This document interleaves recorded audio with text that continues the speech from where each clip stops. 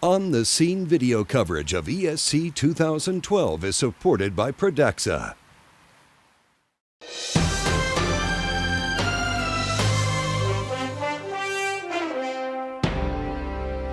I'm Spencer King for On the Scene here at the European Society of Cardiology meeting, where we are hearing about the FAME-2 trial. This trial, probably more than any others here, will stimulate an enormous amount of discussion throughout the cardiology community.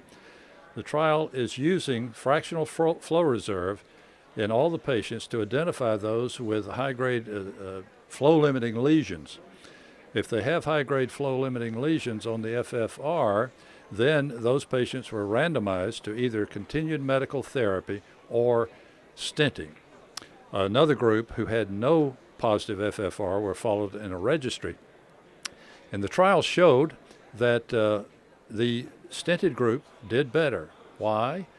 Because of a decreased incidence for admission for urgent admissions, most of it for revascularization.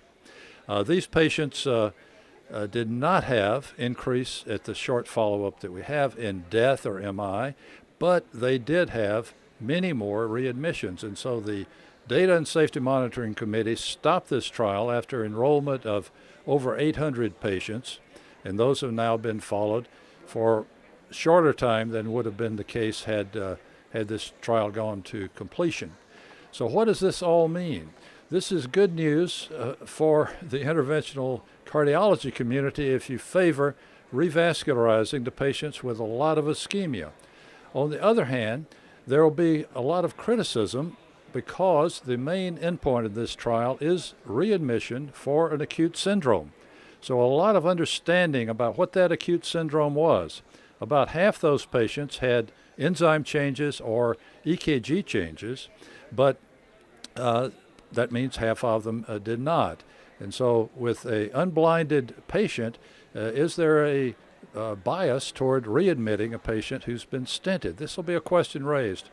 Another question is, of course, the stented patients were treated with double antiplatelet therapy, and the patients treated medically were not. So we're going into a great deal of discussion, I'm sure, about this trial, and the question of what does this mean, how will this drive practice, is going to be a critical one.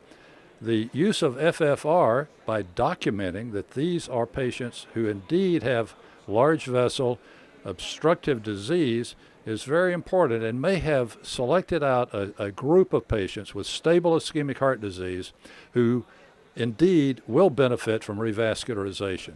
And that's what perhaps was not present in COURAGE and all the patients. And so this trial may have brought us to better focus on the kind of patients that will truly benefit from revascularization. So I'm Spencer King again, visiting with you on the scene here in Munich at the ESC meeting, and we look forward to talking with you in the future.